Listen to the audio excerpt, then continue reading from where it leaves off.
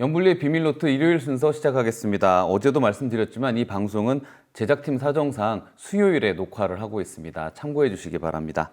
자, 이제 9월 셋째 주 증시 살펴보겠습니다. 주요 일정 챙겨볼까요? 네, 이제 9월 15일은 이제 유럽 당뇨학회가 열리게 되고요. 그래서 이제 바이오 어떻게 보면 이제 이벤트가 발생할 예정이고, 9월 16일은 이제 미국의 소비를 나타내는 8월 소매 판매 데이터 나오고, 그다음 이제 9월 17일부터는 이제 주요 중앙은행들의 그 금리 결정이 시작됐는데, 그렇죠. 17일 날은 FOMC 미국의 금리 결정이 이루어지는 날이고요. 또 9월 18일 날은 BOE 영국의 중앙은행이 금리를 결정할 예정이고, 그다음 이제 9월 19일은 BOJ 이제 일본 중앙은행에서 금리를 결정하니까 이제 공교롭게 이번 주는 좀 금리 이벤트가 좀 많아서 한번 좀 참고하시면 좋을 것 같습니다.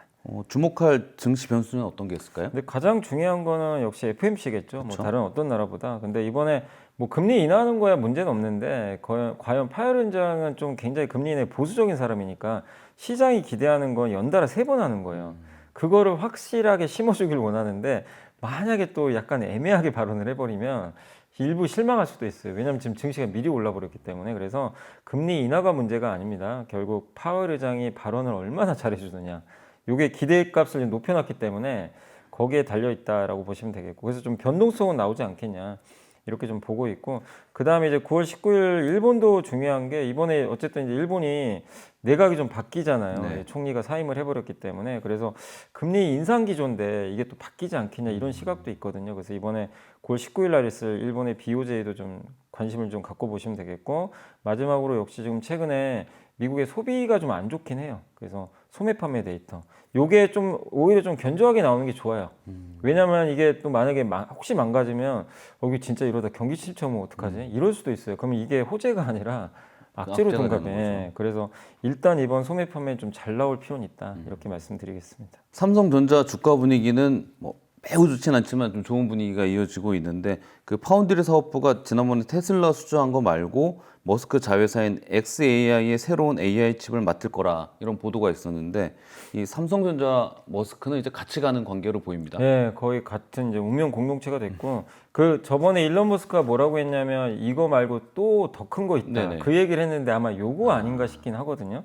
근데 아직 이건 구체적으로 뭐 계약을 맺은 건 아닌데, 일단 xAI란 기업은 이제 일론 머스크가 직접 만든 이제 AI 기업이죠. 그래서 아시지만 그 X 있잖아요, 트위터. 네. 그거랑 이제 AI 그 회사를 합병해 버린 거죠. 그래서 비상장 회사인데, 여기가 지금 하는 게 어떻게 보면 이제 인공지능 사업을 좀 하고 있으니까 데이터 센터도 만들고 뭐 슈퍼컴퓨터 얘기도 있고, 근데 여기에 칩이 필요하잖아요. 그렇죠. 당연히. 근데 그거를 이제 아마 삼성이 맡기지 않겠냐 이런 얘기가 나오는 것 같습니다. 그래서 테슬라에 들어가는 칩을 삼성이 만들어 주기로 했지만, xAI까지 이걸 탑재를 하게 된다면 정말 삼성 입장에서는 엄청난 기회가 또 생기는 거죠. 예, 그래서 굉장히 좀 좋은 효과를 좀 발휘하지 않겠냐. 특히 그 그록이라는, 아마 이거 네. 써보신 분들도 계실 거예요. 이제 챗 GPT 같은 서비스죠. 그래서 이것도 성능이 상당히 좋다라는 평가를 좀 받고 있어서 여기에 아마 주로 좀 사용하지 않겠냐 이렇게 보고 있습니다. 결국 여기까지 협력을 하게 되면 이제 어떻게 보면 이 삼성과 물론 테슬라뿐만 아니라 그냥 일론 머스크랑 이제 삼성은 같이 살고 같이 죽는 지금 상황으로 갈 수도 있어요. 그러니까 만약에 테슬라나 일론 머스크 사업이 잘못돼 버리면 삼성도 휘청이죠, 당연히. 그렇죠. 왜냐하면 이번에 그 계약 맺은 그 테일러 공장이 이제 내년 초에 완공되는데, 여기서는요 요 제품만 만들어요. 딴 거 할 게 네, 없으니까. 딴 걸 하면 안 돼요. 그래서 아마 이 테슬라 AI6란 칩 있죠, 네네. 이번에 그 칩을 전용 공장으로 아. 구성을 하는 것 같아요.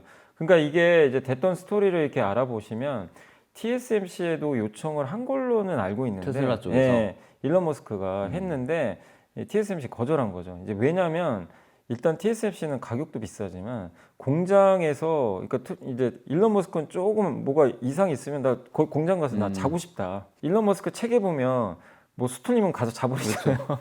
비상사태 선포하고. 나 그렇게 하겠다 했는데 안 받아줍니다, 당연히 TSMC. 왜냐하면 그거 공개되거든요. 근데 삼성은 원래, 삼성도 되게 이게 민감하죠. 공개되면 안 되는데 어떤 조건인지는 제가 모르지만 허용을 해버렸어요. 라꾸라꾸 침대라도. 예, 뭐 나서, 그리고 집에서 1시간 거리니까 일론 머스크. 맞아요. 집 가깝다 예, 거기서. 그래서 본인이 직접 그 올렸잖아요. 집에서 가깝다. 그래서 그게 정말 큰 역할을 했는데, 결국 삼성도 도박 건 거예요. 우리 공개하겠다. 그래서 우리 그냥 같이 살고 같이 죽자. 왜냐하면 삼성 입장에서 이거 거부하기 힘든 게, 이 상태로 가면요 테일러 공장이 쓸모가 없어요.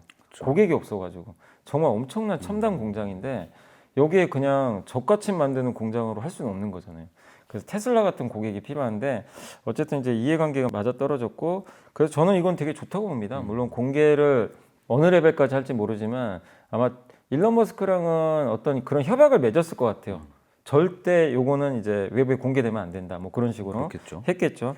여기에만 사용을 해야 된다. 아마 그런 걸 했을 것 같고 그리고 이건 삼성 입장에서도 좋은 게 일론 머스크가 정말 그 어떻게 보면 우리가 상상하는 그 이상의 사람 중에 한 사람이잖아요. 불가능을 가능하게 만드는 사람 중에 하나인데 삼성의 최대 단점이 수율이 잘 안 나와요. 지금 2나노 공정이 수율이 40에서 45인데 TSMC가 65에서 70이에요. 그럼 누가 봐도 삼성을 하면 안 돼요. 이건 냉정하게 말씀드리면. 근데 일론 머스크는 야 45에도 내가 한번 개입하겠다. 바꿔보겠다. 이 욕심도 있는 것 같아요. 한번 해보자. 안 해보셨잖아요. 이 근데 일을. 안 해봤는데 안 해본 사람이잖아. 근데 어쨌든 지금 승부를 건 거니까. 그래서 삼성도 그렇고 일론 머스크도 반드시 성공은 해야 됩니다. 가능성은 있어 보입니다. 네. 그 로켓이 뒤로 날아와서 젓가락에 걸리는 걸 만들어내는 사람들이니. 그래서 요거는 이제 27년부터 본격적으로 양산 가능성이 있기 때문에 아직 좀 시간이 있어요. 그래서 그 안에 저기 TSMC만큼 65에서 70 정도로 맞춰주면 요 정도면 굉장히 좋은 수율이거든요. 그럼 진짜 성공한 거죠. 그래서 요 수율을 올릴 수 있는 아마 좀 노력을 하지 않겠냐. 그래서 일단 한번 기대를 해보시고 그 다음에 약간 시험대가 뭐냐면 내년 초에 갤럭시 S26에 그 삼성의 엑시노스가 탑재돼요. 요거 2나노로 만들거든요. 이제 요것부터 이제 한번 우리가 테스트 해보는 거죠. 요게 잘 된다면 이제 일론 머스크의 요 그 사업까지도 잘 연결되지 않겠냐 이렇게 생각을 하고 있습니다. 자, 이번 연예계 소식인지 정치 소식인지 JYP엔트의 박진영 대표가 대중문화교류위원회 공동위원장으로 발탁이 됐습니다. 장관급이죠? 네, 맞습니다. 대통령 직속 기관인데 이제 다양한 장르 콘텐츠 제작 같은데 이제 협력하고 하는 민관 협력 체계인데 이 엔터주에 대한 정부의 인식도 이제 굉장히 중요하게 바라보고 있는 거겠죠. 네, 이게 너무 중요하다고 보는 것 같아요. 그리고 이제 사실 문화 교류를 하면 적하고도 친하게 지낼 수도 있는 거잖아요. 그래서 그렇기 때문에 사실 이제 우리나라가 그동안 이제 중국과의 관계가 좀 껄끄러워졌죠. 뭐 사드도 있었고, 근데 이제 그걸 푸는 제일 좋은 방법은 이렇게 문화 교류하는 거죠, 먼저. 그래서 그 목적으로도 K-팝이 큰 역할을 할 것 같고 그리고 요즘에 캐대언에 좀 영감을 받지 않았나 싶기도 해요. 워낙 지금 캐대언이 열풍이니까 대통령이 그걸 모를 리는 없거든요. 이거 이참에 이런 거 이용해서 한번 근데 거기에 중심은 K-팝이잖아요. 근데 K-팝에서 아마 여기다 방시혁 씨를 앉힐 수는 없잖아요. 왜냐하면 좀 사건 사고가 있어가지고 근데 아무리 봐도 박진영 씨가 굉장히 좀 깨끗한 편이죠. 이렇게 봐도 그래서 이분을 좀 앉히신 것 같아요. 그래서 이분을 이제 대표 주자로 해서 K-팝을 중심으로 문화교류 좀 한번 확대를 해보자. 이 사업을 좀 펼쳐보자. 그래서 굉장히 중요한 임무를 맡게 된 거죠. 그래서 K-팝을 적극적으로 더 알리고 수출하고 또 후배 아티스트를 더 양성을 해서 선순환 구조를 만들고 그리고 한마디로 이번에 캐대언이 정말 큰 역할을 한 게 우리 한국 문화를 알렸잖아요. 그렇죠. 그 뭐 갓쓰는 이런 문화, 호랑이 뭐 이런 것들 용산박물관이 지금 굉장히 뜨겁고 관심 없던 외국인이 갑자기 한국 문화에 대해서 되게 관심을 많이 갖게 돼요. 그래서 그 역할을 여기서 이걸로 끝나는 게 아니라 캐대언에서 끝날 게 아니라 이걸 계속 확장하자는 거죠. 그래서 아예 대통령 직속으로 저번에 기억하시겠지만 네이버의 하정우 센터장을 AI 미래기억 수석 그거 없는 자리 만들어 버렸잖아요. 이제 약간 그런 느낌인데 그만큼 K-팝을 중요하게 생각하고 있다 정부도 당연히 이 산업에 대해서 우리가 관심을 계속 기울여야 되는 거 아닌가. 이런 좀 생각을 하고 있고 아까 일부에서도 제가 국가 자본주의 이제 소개해드린 것처럼 이것도 정부가 일단 어떻게 보면 또 개입을 하는 거죠. 그래서 중요할 수밖에 없는 것 같습니다. 캐대언은 정말 대단한 게 지난주에 동대문 DDP 패션위크에 외국인 관광객 출연진들이 갓을 정말 많이 썼어요. 저희는 참 평생에 그죠? 우리 전통 혼례 때나 이제 친척으로 가면 쓸까 말까한 갓을 외국인들이 정말 많이 쓰고 있더라고요. 참 대단한 영화였습니다. 자, 현대차와 LG엔솔 참 영상 자체가 충격적이었는데 불법 이민자 단속으로 급습을 받아서 공장 건설이 중단된 위기에 봉착을 했습니다. 아무래도 회사 실적에 악영향을 주겠죠. 근데 이제 여기 하나증권에서 나온 보고서를 보면 그렇게 너무 실적은 영향을 안 줄 것 같아요. 그러니까 일단 물론 되게 충격적인 사실은 맞고 공장 건설이 지연될 수밖에 없잖아요. 그래서 그거는 좀 안 좋겠지만 이게 전기차 공장이잖아요. 배터리하고. 만약에 지금 이게 호황이었으면 호황인데 빨리 져야 되면 엄청난 타격이죠. 근데 지금 아시겠지만 미국은 전기차 잘 안 됩니다. 네. 배터리도. 그래서 이게 공장 가동이 다 연기돼 있어요. 그래서 이 불법 체류 때문에 이 부분 때문에 가동이 더 늦어진다고 해도 실제 실적에 미친 영향은 제한적이다. 이렇게 보시면 되겠고 일단 LG엔솔 같은 경우 여기서 배터리를 30만 대분을 만들어요. 그래서 23년 말부터 건설을 했거든요. 했는데 원래 올해 말에 가동해야 돼요. 근데 이게 연기됐어요. 내년 하반기까지로. 1년 이번 동안. 사태 아니고도 예, 원래는 연기돼 있습니다. 이게 왜냐면 수요가 없어서 그래요. 그래서 이것 때문에 더 늦춰질 수 있다 하더라도 27년에 본격 가동이거든요. 그래서 크게 문제는 없을 것 같다. 이런 좀 평가가 있는 것 같고 그리고 내년에 이쪽에 대한 실적 기여분 없는 거는 이미 다 반영을 해버렸어요. 그 전에 주가에. 그렇기 때문에 실제 이 부분이 악재는 아니다. 이렇게 좀 보고 있고 자동차도 마찬가지입니다. 여기서 이 공장에서 배터리를 조달해서 현대모비스가 조립을 해요. 배터리 팩으로. 그래서 현대 기아의 그 북미 자동차 공장에 보내는데 근데 지금 전기차 시장이 좀 안 좋잖아요. 네. 미국 같은 경우. 그래서 이게 건설 지연이 좀 발생할 수 있다 하더라도 뭐 당장 이게 많이 팔리는 지금 부분이 아니다 보니까 완성차 실적에 미친 영향은 제한적이다. 그리고 양산 목표가 원래 내년 상반기에 여기서 해당 공장에서 양산을 목표로 했다고 하더라고요. 근데 이게 하반기로 이것도 연기돼 버렸어요. 자동차 쪽도. 그래서 이쪽 공장 쪽에서 뭐를 하냐면 조지아 공장에서 그 같은 공장에 있어요. 사실 배터리도 만들고 전기차도 만들어요. 같이 이제 거기 맞물려 있는 거죠. 근데 이게 다 내년 하반기로 다 연기돼 버렸습니다. 그래서 당장에 미친 영향은 좀 제한적이다. 근데 어쨌든 이제 트럼프가 원하는 건 그거예요. 왜 거기서 공장을 짓는데 미국에 왔으면 미국 사람을 고용하지 왜 한국 사람 쓰느냐. 근데 우리 나름대로 당연히 이유가 있잖아요. 미국 사람 쓰면 너무 오래 걸리고 비싸고 예, 이런 좀 문제가 좀 있거든요. 그래서 이제 그 관행적으로 했던 것 같은데 트럼프는 뭐 그걸 몰랐겠습니까? 당연히 관행적으로 한 거 알고 있는데 아마 본보기로 한번 때린 것 같아요. 그래서 아마 우리나라 입장에서도 이제 미국인 쓸 수밖에 없어서 비용은 좀 증가하겠지만 지금 당장은 1년 정도 양산 일정이 연기됐기 때문에 당장 미친 영향은 제한적이다라고 보시면 좋을 것 같습니다. 그 무사히 빨리 다들 귀국을 했으면 좋겠습니다. 네. 자, 중국인 단체 관광객이 이달 29일부터 내년 6월까지 최대 15일 무비자 입국이 가능하다 이렇게 결정이 됐다는데 캐대원 열풍에 이어서 중국인 관광객까지 들어오면 저희는 어떤 산업에 관심을 가져야 될까요? 뭐 이거는 이제 많이 말씀드렸지만 근데 어쨌든 이제 29일부터 본격적으로 시작을 하죠. 그리고 3명 이상이라고 하더라고요. 단체 관광객. 그래서 들어오면 그러니까 이게 캐대원 열풍과 중국인 무비자가 겹쳐버렸어요. 그러면 이제 당연히 수요가 더 급증하겠죠. 그래서 올해 지금 이제 우리나라에서도 외국인 관광객을 원래 2019년도에 1,750만 명이 역대 최대인데 작년에 1,600만 명 왔대요. 올해는 2천만 명 예상해요. 그래서 그 기폭제 역할을 하는 게 캐대원, 그다음에 중국인 단체 관광객 이제 비자 면제. 그리고 또 한 가지 더 남았죠. 다음 달 말에 에이펙 정상회담. 아, 그렇구나. 일단 트럼프 대통령 온다고 본인이 얘기를 했습니다.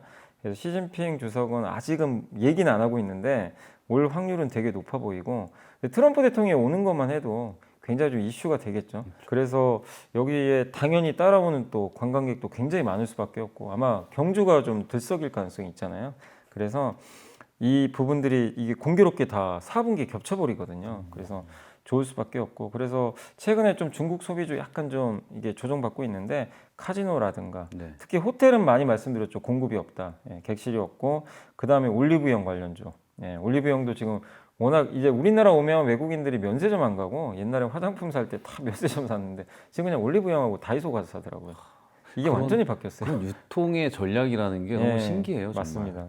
그리고 뭐 물론 면세점도 호재를 끄고 백화점도 많이들 가시니까 이런 이제 유통 산업들도 영향을 줄 것 같다. 그리고 국내 소비 대비해서 이렇게 관광객이 오면 국내 전체 소비의 2.5%나 영향을 준다고 하니까 내수에도 좀 좋을 수 있다. 이렇게 좀 생각을 하고 있습니다. 삼성 바이오로직스가 미국 관세 우려를 뚫고 무려 1.8조 원짜리 수주를 터뜨렸는데 또 반대로 보면 분할 이슈가 있어서 다음 달인가요? 네, 맞습니다. 거래 정지가 예정돼 있고 어떻게 전망을 봐야 될까요? 저는 굉장히 긍정적으로 보고 있고요. 이게 이번 수주가 되게 의미가 있어요. 금액도 역대 2번째로 커요. 1.8조 원짜리면 엄청난 규모입니다. 미국 회사로 따낸 거예요. 그러니까 이게 왜 놀랍냐면 트럼프는 뭘 원하죠? 이제 미국에서 미국에서 지어라. 그리고 약가 떨어뜨리겠다. 말 안 들으면 관세 때리겠다. 의약품에 막 200% 얘기도 했잖아요. 지금 뭐 아직은 더 얘기는 없는데 그러면 미국의 대형 제약사 입장에선 한국에서 지금 공장이 있는 삼성바이오한테 주기가 부담스러워요. 그럴 텐데. 이게 되게 껄끄러워요. 이 네. 큰 금액을. 그리고 보통 장기 계약 맺어요. 근데 좋다는 건 제 생각엔 대안이 없는 것 같아요. 삼성을 이게 왜냐면 너무 잘 만들어요. 기술력. 실제로 예전에도 한번 설명해드렸지만 삼성이 이게 이 배양액이 있어요. 이렇게 용기가 있는데 거기서 이제 세포를 만들어내거든요. 그래서 그거 가지고 이제 설계도로 만들어주는 건데 당연히 같은 통에서 당연히 세포가 많이 만들어지면 훨씬 좋잖아요. 근데 보통 삼성바이오로직스가 만드는 그 기술을 보면 경쟁사보다 2배가 많아요. 같은 통에서. 그러니까 훨씬 효율적이죠. 아마 그런 부분도 좀 있었던 것 같고 그리고 또 한 가지가 이게 중국과도 경쟁하잖아요. 삼성이 생물보안법이 이번에 미국의 국방부에서 이제 하는 국방통수법에 들어가 있어요. 그럼 거기에서 생물보안법이 통과될 가능성이 높은데 한마디로 이거 통과되면요 이제 중국 기업과는 거래를 안 못합니다. 하는 거죠. 미국 기업은 못하게 돼 있어요. 이거 올해 통과될 가능성이 굉장히 지금 높거든요. 올해 이제 하반기에. 그러면 이게 어느 회사인지 모르지만 옛날에 중국에 이런 수주를 줬던 회사라면 중국보다는 이제 삼성으로 이제 이쪽으로 갈 수밖에 없는 거죠. 아마 그런 부분도 있었던 것 같아요. 이건 이제 좀 한번 상상을 해본 건데 추측할 수 있는. 왜냐면 우리가 이게 누구라 했는지 알 방법이 없기 그렇죠. 때문에 안 알려줍니다. 그래서 근데 어쨌든 굉장히 이게 그냥 우리가 정상적인 상황에서 수주 받은 거는 뭐 그럴 수 있어요. 좋은데 지금 상황이 되게 안 좋은 상황이에요. 근데도 1.8조 수준은 이건 삼성의 경쟁력이 그만큼 좋다는 얘기거든요. 그래서 이번 수준은 저는 더 의미가 있다. 이렇게 받아들이고 있고 그리고 삼성도 고민을 하고 있더라고요. 미국에 지금 투자할 거를. 지금 안 할 수는 없는 상황이라. 그리고 마지막으로 이제 다음 달 30일, 10월 30일부터 11월 21일까지 거래 정지 들어가요. 이제 분할하는 거 아시겠지만 그래서 저는 뭐 투자하시는 게 좋다고 생각하고 분할하면 주주분들도 괜찮은 게 둘 다 가져갈 수 있어요. 65대 30 올 거예요. 6.5, 3.5 예, 정도? 아마 그럴 겁니다. 근데 이 둘 이제 쪼개지죠. 네. 그래서 나는 바이오시밀러도 좋고 만약에 위탁 생산하는 전문 회사 가져가면 이 2개 다 갖고 싶으면 가져가고 나는 그냥 순수하게 이것만 위탁 생산만 하고 싶다. 그러면 이제 분할하고 얘 팔고 요것만 더 사도 되고 선택지가 되게 다양해지기 때문에 둘 다 하나는 재상장, 하나는 신규 상장되는 건가요? 그죠? 예. 그렇죠. 그래서 아마 그 바이오시밀러 하는 삼성바이오의 에피스가 신규 상장인데 그렇죠. 그게 지주사 밑으로 들어가요. 신규로. 그렇게 되고 삼성바이오로직스는 그냥 그대로 재상장되는 근데 아마 보통 분할 이벤트가 터지면 시장 참가자들은 둘 중에 하나 보통 선택해요. 그러면 보통은 이제 첫날 주가 갈려버려요. 한쪽은 빠지고 한쪽은 급등하는 경우가 많아서 제 개인적인 생각은 삼성바이오로직스가 좀 오르지 않겠냐 이런 좀 생각은 하고 있습니다. 그럼 기존 주분들은 2개를 다 갖게 되니까 그날 선택적으로 그날 하는 이제 거죠? 하셔도 돼요. 예. 네, 알겠습니다. 자, 미국에 상장돼 있는 쿠팡 주가가 올해만 41% 급등을 했다고 하는데 왜 이렇게 올라가는 거죠? 그러니까 이제 우리나라 기업이잖아요. 어쨌든 네. 쿠팡도. 근데 이게 놀라운 게 미국에 상장돼 있으니까 우리가 사실 관심을 안 갖게 되지만 주가가 41% 올랐다는 거. 우리나라 지금 사실 소비 경기 별로 안 좋거든요.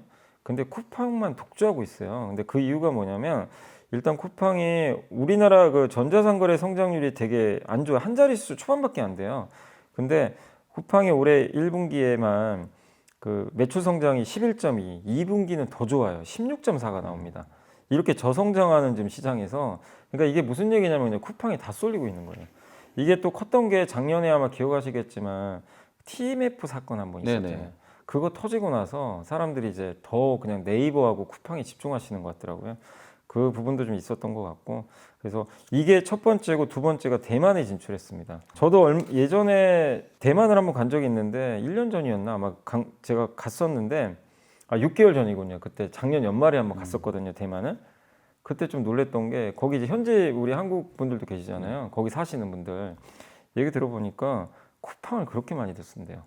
쿠팡 많이 쓰고 특히 쿠팡이 주로 배달을 많이 한대요. 그래서 저도 좀 놀랐어요. 생각보다 쿠팡이 여기 깊숙이 들어가 있구나. 근데 이게 실제로 매출도 이렇게 잘 나옵니다. 2분기 대만 쿠팡의 매출 증가율이 전분기 대비 54%나 급증을 하고 있대요. 그러니까 한마디로 한국의 제2의 한국이 되고 있는 거죠. 지금 이 대만이. 그래서 대만 시장이 커지고 있고 명품 사업이 온라인 명품 사업 다 실패했잖아요. 반란 아시죠? 거기 되게 힘들어졌는데 근데 이제 이 지금 명품 플랫폼 팟패치를 인수했거든요. 그때도 쿠팡이 이거 왜 인수했지? 좀 논란은 있었는데 1년 만에 흑자 전환 시켜버렸어요. 쿠팡의 힘이 좀 보여지는 거죠. 거기다가 아마존의 클라우드 사업처럼 쿠팡도 AI 사업을 강화해가지고 쿠팡 인텔리저스라는 클라우드 컴퓨팅 서비스를 일단 대대적으로 투자하겠다. 약간 이제 아마존 모델로 또 가는 거예요. 약간. 뭘 하시는 거죠, 그러면? 그래서 요걸 이제 클라우드 제공하겠다. 클라우드 사업까지 예, 하겠다는 거예요? 그러니까 이제 자체적으로도 쓰겠죠. 어. 쓸 텐데 고객이 얼마나 있을지 모르지만 근데 기본적으로 본업을 잘하잖아요. 본업을 잘하기 때문에 효과는 있을 것 같고 그래서 이렇게 결국 쿠팡이 우리가 좀 약간 관심 안 갖는 사이에 벌써 이렇게 올랐던 게 그냥 가는 게 아니라 다 이유가 있고 정말 결국 우리가 여기서 알 수 있는 건 아무리 안 좋은 업황이어도요. 어떤 기업은 그걸 뚫고 성장하면 그 가치는 인정받는다라는 걸 다시 한번 쿠팡이 좀 보여준 사례가 아닌가 이렇게 생각을 하고 있습니다. 대단하네요. 자, 아프리카 금광 개발 붐으로 우리나라 굴착기 수출이 계속 5개월 연속 증가했다고 하는데 굴착기주 장기 투자 뭐 가능성이 좋을까요? 저는 장기 투자 괜찮다고 봅니다. 굴착기주라고 하면 우리나라 기업들이 예. 몇 개 있죠? HD 현대건설기계, HD 현대인프라 사실 그 두 개랑 두산박해 이런 게 이제 박해. 대표적인데 일단 이제 K 굴착기가 이렇게 수출이 증가한 게 광물 때문에 좀 그렇다고 하더라고요. 왜냐하면 광물 그거 이제 캐려면 당연히 굴착기 필요하잖아요. 그래서 광물값이 요새 금값 오르죠. 광물값이 계속 오르거든요. 그래서 굴착기 수출액이 8월에만 무려 67.3% 급증했고 주로 어디로 가냐면 아프리카랑 중동에 가요. 거의 광산 쪽에 갔는데 특히 지금 아프리카 쪽에서 워낙 수요가 많다고 합니다. 아프리카 2위 인구 대국이 그 에티오피아거든요.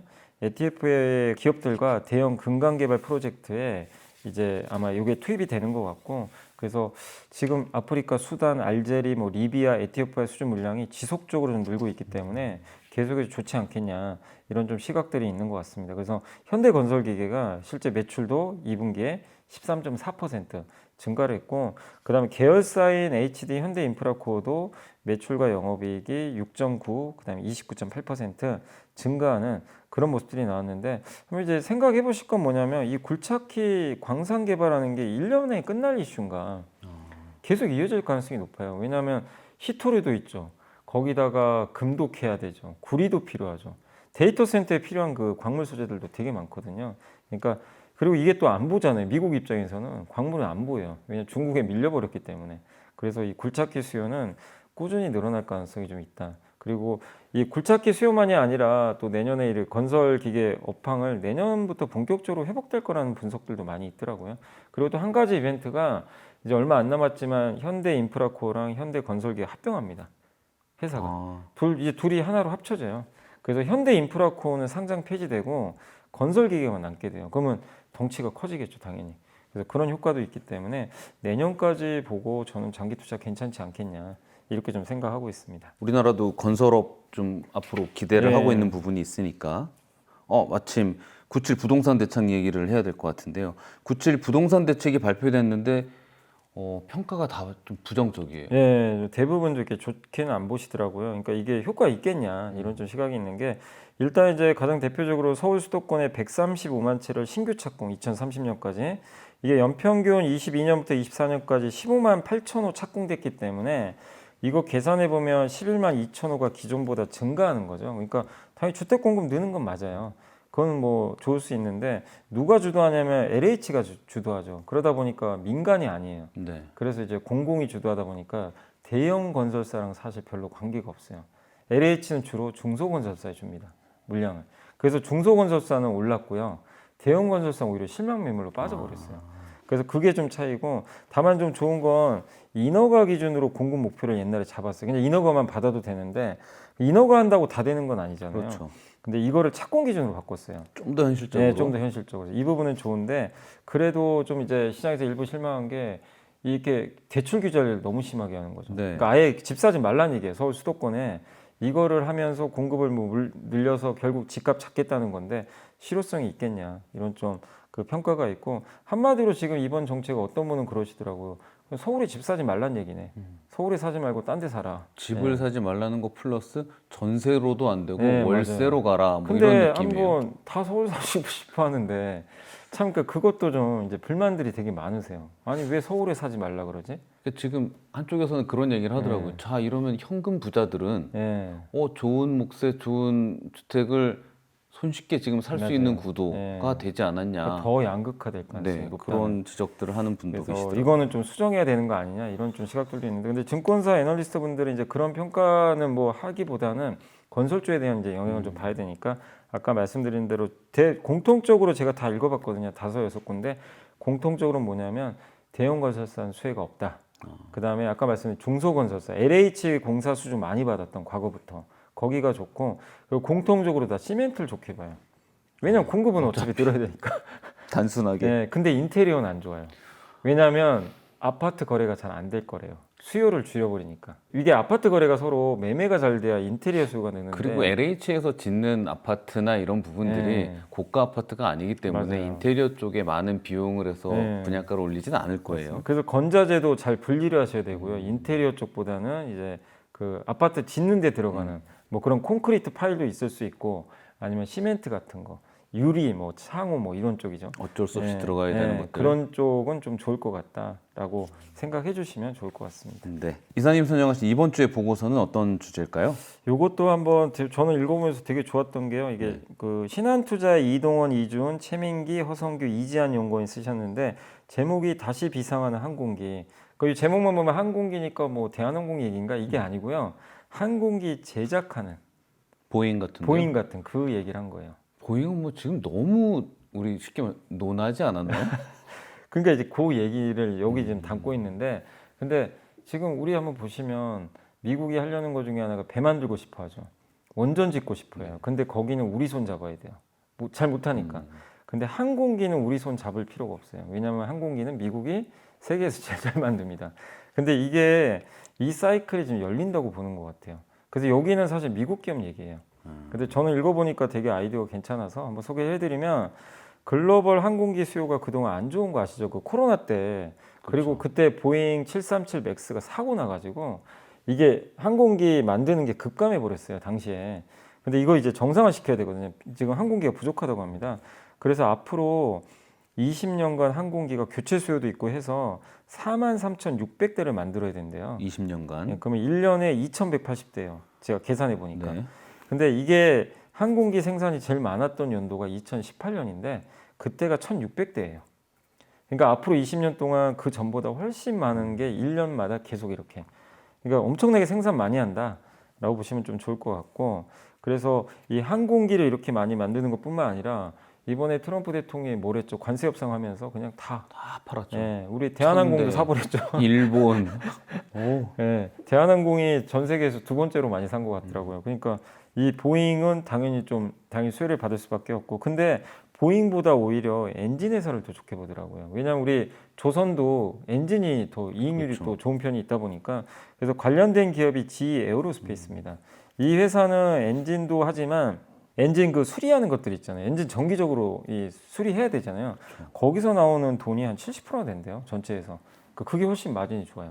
그러니까 비행기를 많이 만들면 앞으로 비행기가 지금 이제 떠다니는 비행기가 지금보다 훨씬 많아지겠죠. 생산을 많이 하니까. 그러면 그럴수록 이 유지보수 사업에서 돈을 많이 벌 수밖에 없어요. 계속 유지보수 해야 되거든요. 약간 AS 느낌이죠. 자동차 AS 하는 것처럼. 그래서 GE 에어로스페이스를 좀 좋게 보고 있고 에어버스에도 공급을 합니다. 실제 중국의 코맥이라는 또 항공사가 있어요. 여기도 만들더라고요. 항공기를. 여기도 지금 GE 에어로 거 쓰거든요. 엔진을. 그리고 이제 하나가 더 있는 게 뭐냐면 아마 생소하실 거예요. 저도 이 보고서 보고 너무 생소했던 기업이 트랜스다임이라고 있어요. 이게 코드 명이 TDG인데 저도 이제 읽어보고 되게 좀 놀라웠던 기업이 그냥 여러분이 비행기 타면 그냥 무조건 봐야 되는 기업이 이 회사예요. 왜냐하면 여러분이 앉는 순간 이거 차죠. 벨트 만들어요. 벨트 만들고 그 비행기에 이게 여기 안쪽에 인테리어 있잖아요. 뭐 재질 같은 거 이거 다 이 회사가 하고요. 그 다음에 화장실 가면 물 자동 나오죠. 이렇게. 네. 이 수도꼭지 그거 수도꼭지 만들고 거기다가 우리 눈에 안 보이는 뭐 여러 가지 액추에이터뿐만 아니라 펌프 그다음 조종실 들어가면 그 계기판 있죠. 네. 게임기처럼 생긴 그것도 만들고 그냥 한 수백 종 만드는 것 같더라고요. 한번 나중에 홈페이지 들어가 보세요. 별걸 다 만듭니다. 근데 이게 되게 이 제품은 없으면 비행기 운항할 수가 안 되죠. 없잖아요. 그래서 단가는 얼마 안 돼요. 전체 비행기 원가에서 차지하는 건 작아요. 근데 없으면 안 돼요. 근데 왜 항공기는 이거 장난감 아니잖아요. 그렇죠. 아무 회사나 쓸 수가 없어요. 일단 들어가는 순간 검증된 데를 써야 검증됐기 되니까. 때문에 그냥 계속 갑니다. 그래서 그리고 이거는 자주 교체해 줘야 돼요. 소모품이니까. 소모품이니까. 그래서 굉장히 좋은 사업이에요, 사실은. 그래서 이익률이 무려 40%. 영업 마진이 진입 장벽도 높고. 높고. 근데 항공기 대수가 많아져야 좋죠, 당연히. 그렇죠. 그래서 그 사이클이니까 그래서 TDG도 한번 그러니까 우리가 보잉만 볼 게 아니라 이제 이런 기업들도 있더라고요. 이 다양한 제품의 품질 관리하느라고 머리는 아프겠지만 마진율도 높고 네. 진입 장벽도 탄탄하고. 대신에 정말 항공기가 많이 만들어져야 된다는 조건이 있어야 이게 좋아지는 거지. 근데 그 조건이 있기 때문에 한번 여러분들도 한번 공부를 해보시면 또 괜찮지 않겠냐 이렇게 말씀드리겠습니다. 그런 것들을 다 같은 회사에서 하는지 상상도 못했네요. 그래서 저도 깜짝 놀랐습니다. 자, 연불리의 비밀노트 매주 금요일 날 녹화하는데 오늘은 수요일 날 녹화를 했습니다. 주말 잘 보내시고요. 다음 주에 저희는 다시 찾아뵙겠습니다. 감사합니다.